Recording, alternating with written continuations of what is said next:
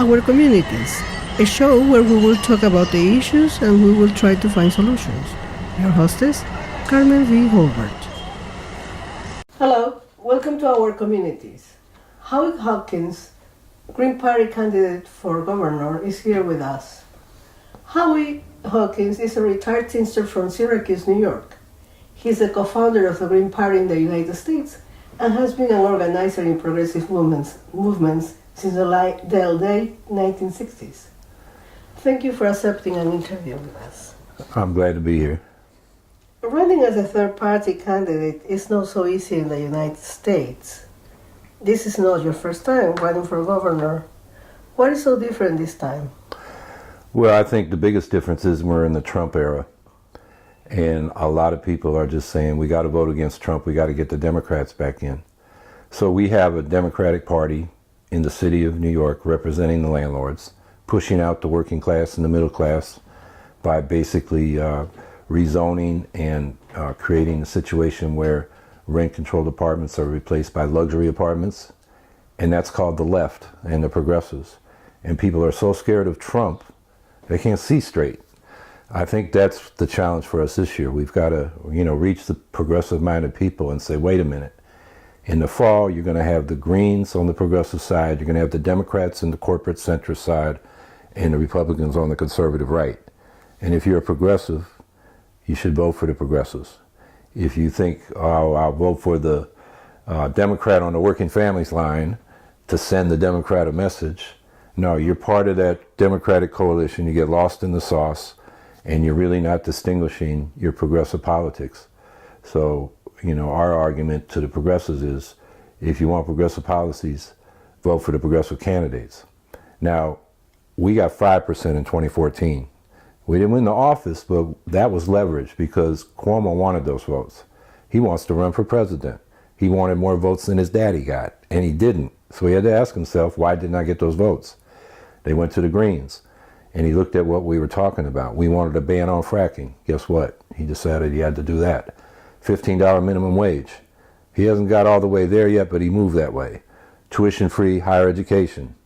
The Excelsior program really isn't that, but he's talking about it. And it does provide some help to some people, but if you can't afford to go full-time, you're not qualified. So it's not yet tuition-free public college, but he thought he had to move that way. And actually, I could give you 19 different issues where he was on one side, now he's on our side. If not fully in policy, at least in the way he's talking. So that's the power of the independent vote. It gives us leverage in the political system. And my argument to progressives is vote for the left, the progressives, the Greens, and make the politicians come to you. Otherwise, you vote for the Democrat, they're just going to take your vote for granted. They won't even know it's a progressive vote. The Green Party platform is very progressive. Compared to the Democrats, it's just totally different. Now, what are the most pressing issues you're going to base your campaign besides housing and the other? Well, housing for sure. I mean, people are being pushed out. It's not just in New York City, it's in all the cities. And we know from a study the comptroller did about 4 years ago that at that time, half the people that rent in the state pay more than 30% of their income in rent, which is the federal standard of affordability. A third of the people pay more than half their income for rent. This is statewide, and it's got worse since then. So we've got a housing crisis, and not only do we need to expand rent control, re-regulate buildings that have lost rent control, and defend people from displacement, we've got to expand affordable housing. And our program is, instead of giving corporate welfare to developers like de Blasio's inclusionary zoning policy, he's giving inclusionary zoning a bad name because those in the so-called affordable have to have incomes of like $50,000 to even qualify. So that leaves a lot of people out. It's not really inclusionary. And it's more expensive to give these subsidies to developers so they can provide the affordable units than to directly build them. So we need a new public housing program. Now, NYCHA needs $25 billion just to get the lead paint and the mold out, get the roofs repaired, get the boilers fixed. But we got to go beyond that. We got to build public housing that's not like the old public housing that created low-income minority ghettos that are segregated. We want public housing like in Europe that's open to working class and middle class people as well as very low income people, so that we begin to desegregate, and they should be scatter site in the suburbs as well as the cities, humanly scaled so you can build community, mixed income, and they should be green. They should be powered by clean energy. They should produce more energy than they use. So that new housing program for public housing could be a jobs program, a clean energy program, a desegregation program, as well as a way to create affordable housing. And you create enough public housing, that will set the standard in the market of what the real cost of providing affordable housing is. And then the rents will have to come down in the private sector. That's what has happened in European countries that provide a significant amount of public housing for middle, working, and poor people. And the rents are much more affordable there because of that. So housing, you asked me. So I went off on housing because it's such a big issue. Yes. Single-payer health care. We have a bill called the New York Health Act. It's passed the Assembly 3 times. It's 1 vote short in the Senate. Even Governor Cuomo said it's a good idea, but he didn't put it in the State of the State address or his budget. Mm-hmm. And right now, they're about to come to the close of the legislative session. We're calling on Cuomo to use all his political capital to get the senators to vote on it. It's stuck in committee, so we can go to the polls in the fall and know who's on what side. But this program would provide all medically necessary services to all New Yorkers at lower costs than we're paying now for a mix of public systems like Medicare and Medicaid and private insurance. And 98% of us would pay less. It's funded by progressive taxation. So the top 2% would pay a little more than they now pay, but the rest of us would pay less and get better service. So that's the second issue: housing, healthcare, the climate crisis. We're calling for 100% clean energy by 2030 because that's what the climate science says we've got to do to avoid runaway global warming and a climate catastrophe. The best the Democrats can do is pass a bill for 100% by 2050. And that doesn't solve the problem in time. The politicians passing that won't be around for the consequences. So this is where the so-called progressives in the Democratic Party are not being progressive. Whether it's Cynthia Nixon or the assembly members that passed it, the 100% by 2050, it's not adequate. It's too late and too little. So that's a third big issue. And then education. The progressives are calling for more funding. That's good. And when I say progressive, the progressive Democrats. But they're avoiding the problem of high stakes testing, which is used to privatize schools, because we know the high poverty schools are going to score low. And then they define them as failing. And then they take them over and hand them over to charter schools. That drains money from public school systems. Like in my city of Syracuse, half the schools are under threat of being taken over and turned into charters. You take half the schools and half the students' money, that the state, and the local taxes, and give them to private charter schools, the public school system is going to be in a financial crisis. It's already in financial distress because the state isn't fully funding as they were supposed to under the Campaign for Fiscal Equity case. So we want to get rid of high stakes testing, stop evaluating the teachers, the schools, and the students on the basis of standardized tests, and let the evaluations of teachers and the curriculums be focused to a well-rounded education for all the students. Every student should have access to gifted quality education like the rich kids get, as well as vocational training without tracking. So you're stuck in either the vocational or the college prep. You should be able to go back and forth. I was able to do that in high school coming up. I took a lot of vocational classes. I took the college prep, got into an Ivy League school. Now I got in for a variety of reasons, extracurricular activities, particularly athletics, and I was not standard Ivy League material in English. So what did they do? They didn't say you're not qualified. They say you're the kind of student we want, and they helped me with my English. I took a special class for a year, and they brought me up, to where I needed to be. That's what education should be about, not, oh, you failed the test, you're flunking, we're going to turn you over to some charters, which is a business. The hedge funds are very interested in that because they lend money to the charters. They get a 39% annual discount on that loan, plus the interest. They can double their money in 7 years. So this is not about education, it's about making money. That whole system, which starts with high stakes testing, we've got to just stop. And finally, we have the most segregated schools in the nation. In New York City, in my city of Syracuse, and all the cities, and in the rural areas, it's sometimes divided by class. I could give you a case of a suburban town around Syracuse where it's almost all white, but the northern half of the town is well-to-do, and they have one school district, and the working class people in the southern part of the town have a different district. They have less money, their test scores are lower, so we need to desegregate by class too. And the way to do that is what they call controlled choice, where you have school districts. New York is big enough and diverse enough they don't need to change the district lines. Upstate, the new Jim Crow lines are the district lines between poor districts and rich districts. So we need to have consolidation of districts, and then parents and students can choose their schools, and that's one factor, and the other is a formula so that all the schools are diverse. They did this in Raleigh, North Carolina, and the low-income minority students' test scores increased significantly, and all the students did better on important things like intellectual self-confidence, creativity, problem-solving, teamwork, tolerance, things that are important in life and in work that the standardized tests don't capture. So all the students are getting a better education when they're desegregated schools. So that's the third thing. So what have we talked about? Housing, healthcare, energy, and schools. And there are a lot of issues, but I would say those are the top four that really meet, the most pressing concerns of the people of New York. So you mentioned one of the last items, issues is education. And in my opinion, I kept repeating this, the charter schools are a good way to get rid of or to undermine the teachers' union. In general, all the issues that you have mentioned, how is the labor movement responding, and what is the future of the labor movement within this context?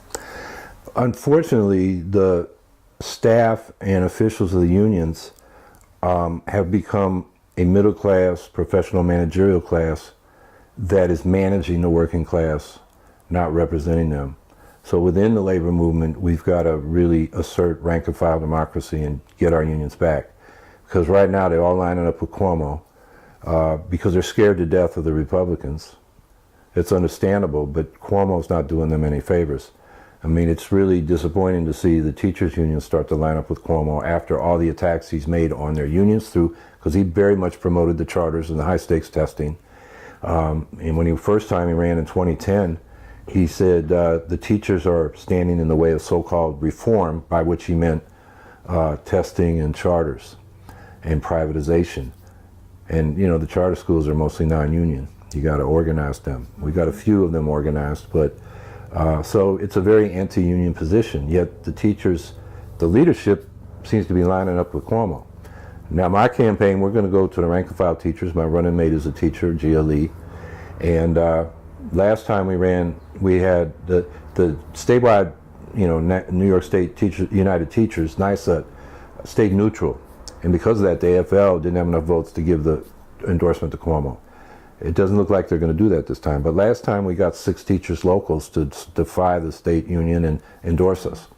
So we're going back to those locals and directly to the teachers. Because the teachers know better than the union officialdom, how terrible the testing has been for, you're trained to be a professional teacher. And then you get this curriculum that tells you to teach to the test. It's not good education. And it particularly teaching to the test is imposed on the low-income students from low-income communities because we know predictably are scoring low on those tests, which kind of reflect the middle-class culture. So, that's the problem with the labor movement. There's the organized labor, and then there's the workers and their movements. And sometimes the best organizing right now is coming from, for example, these workers' centers, where low-income workers are getting together outside the organized unions with contracts and organizing actions to defend their people, whether it's their housing or their job situation, or defend them from ICE raids, which is a big issue in, I know it's something of an issue in the city. We're within 100 miles of the Canadian border. So ICE goes, for example, to the Regional Transportation Center where the buses and trains come in and just randomly start asking people for their papers. Like this is some authoritarian country. And that shouldn't be happening. And, the farmers up there tend to be very conservative politically. They depend on those immigrant workers without documents because they're the ones who will do the work. Right. So, that's a case where we call for New York being a sanctuary state. We did that 4 years ago.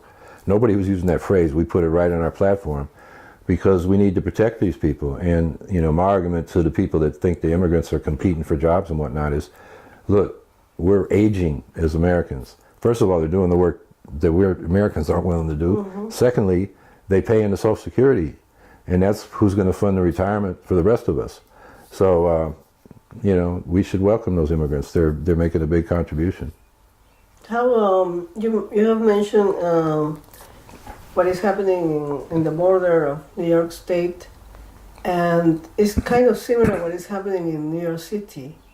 Now, can you establish the difference between upstate and New York City? Well, the reality is working people and middle-class people, upstate and downstate, have the same issues and the same problems. But what the politicians do is say, if they're upstate, say, oh, New York dominates the politics and they're everything that the state does is for New York City. And the actual fact is, New York City pays more taxes and it's a benefit for upstate. Right.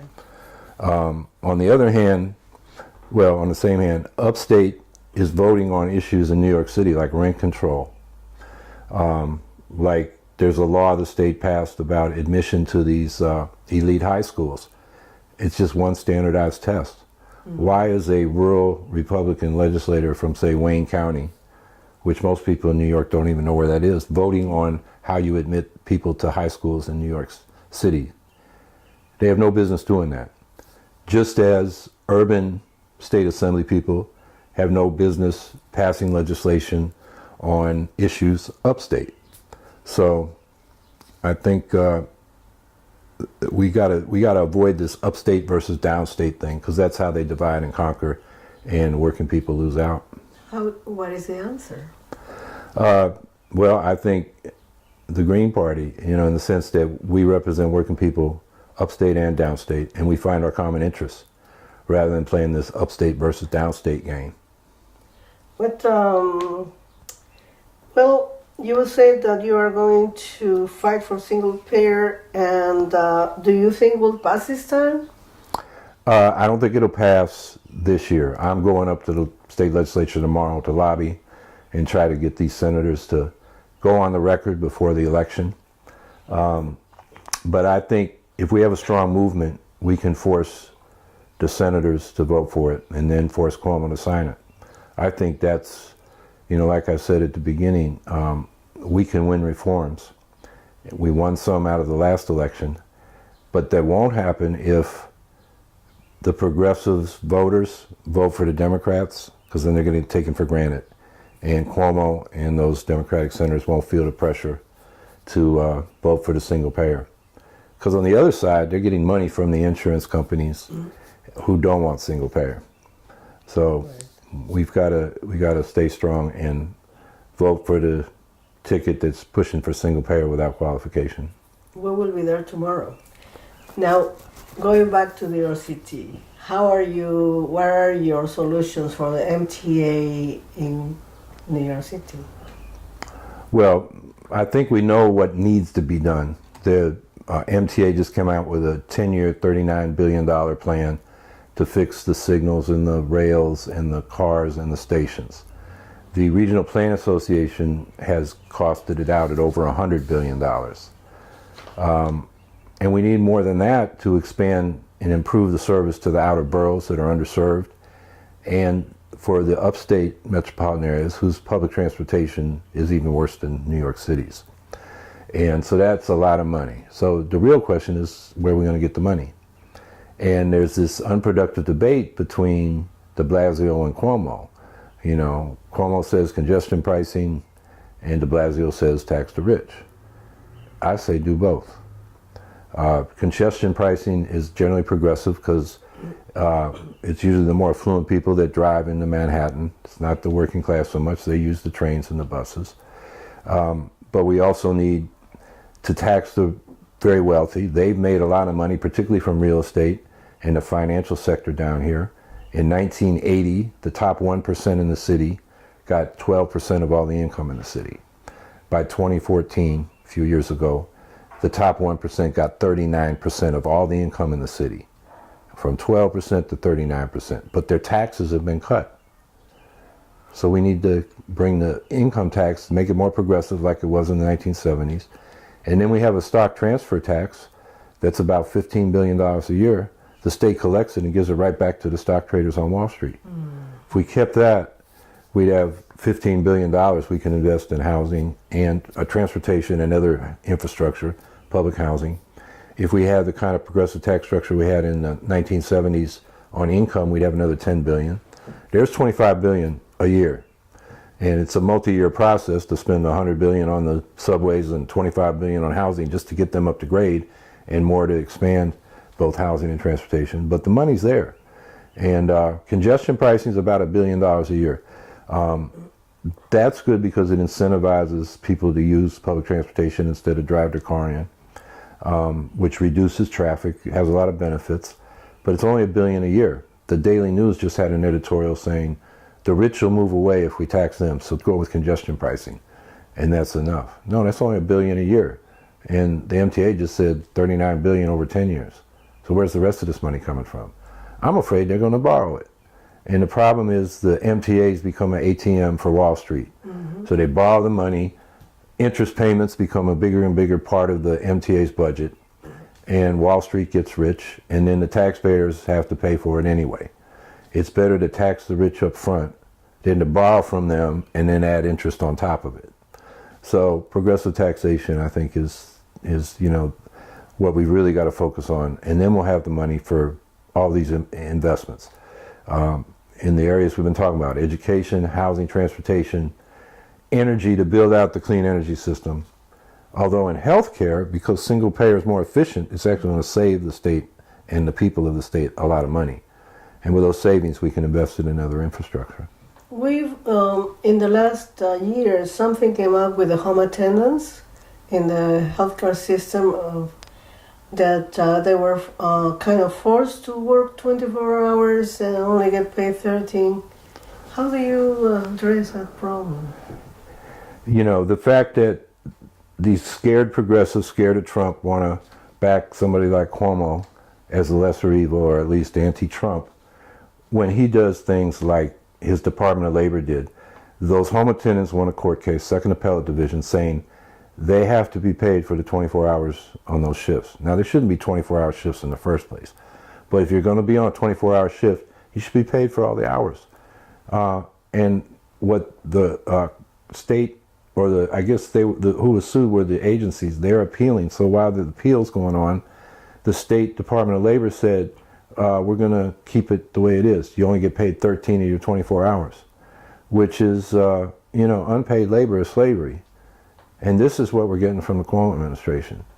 And why progressives can't see how that's not progressive is, the problem for our campaign. We got to make them see things like that. And it's, home health care workers, it's farm workers who don't have the protections of the Fair Labor Standards Act, the right to days off, overtime pay, minimum wage. They've got nothing. They're very exploited.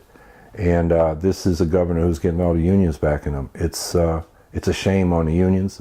It's a shame on progressives that don't rebel, that this is what they're voting for when they vote for Democrats. So there are a lot of issues in terms of, what's happening to working class people that, we need a new direction. So we're ready for a third party?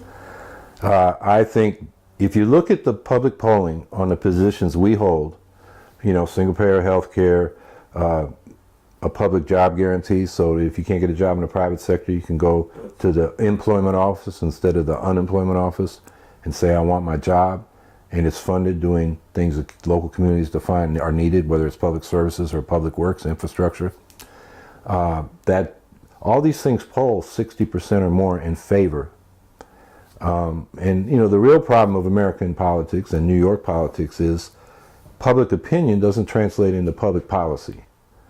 We've got this two-party system of corporate rule, and the Democrats are very much important to that because they sort of provide a progressive face, and it gives the illusion of choice. Well, when the election's over, you look and see who funded Trump and who funded Cuomo. You know, remember Scaramucci, the Mooch they called him, that was a spokesperson for Trump for a while? Yeah. Yeah, he was head of Republicans for Cuomo in 2010. Carl Icahn was in the Trump administration as an advisor and a big funder for Mario Cuomo. A lot of these real estate people that are Trump's peers in New York City real estate gave to both Cuomo and Trump.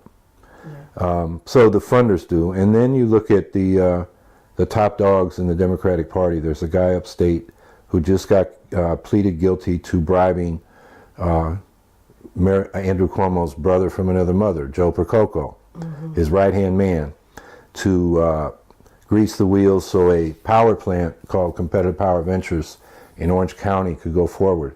This is a terrible idea. It uses fracked gas and would add 10% more to the carbon footprint of the state and contribute to global warming. So it shouldn't be built for that reason. But the man who made the bribes, his name is Peter Galbraith Kelly, Jr. He was treasurer for the Democratic National Committee. He's in a public relations firm with Charlie Black, a big Republican public relations and lobbying guy. And Peter Galbraith Kelly Sr., Jr.'s father, was in the same firm with Charlie Black back in the 80s, along with Paul Manafort, Roger Stone, Lee Atwater. So, and their clients were people like the dictator of Zaire, Mobutu, the dictator of the Philippines, Marcos, Senator Jesse Helms from North Carolina, a racist senator that created havoc in the Senate for years. And so you have the top dog Democrats and these top dog Republicans lobbying on behalf of the worst dictators and corporations and politicians.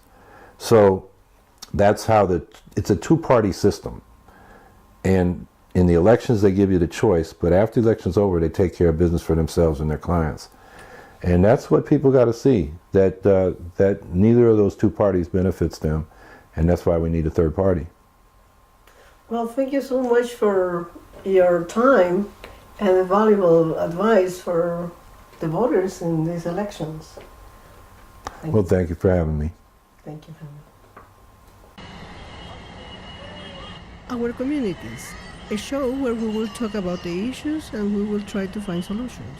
Your hostess, Carmen V Hulbert. On Wednesdays at 8 o'clock on OccupyRadio.net.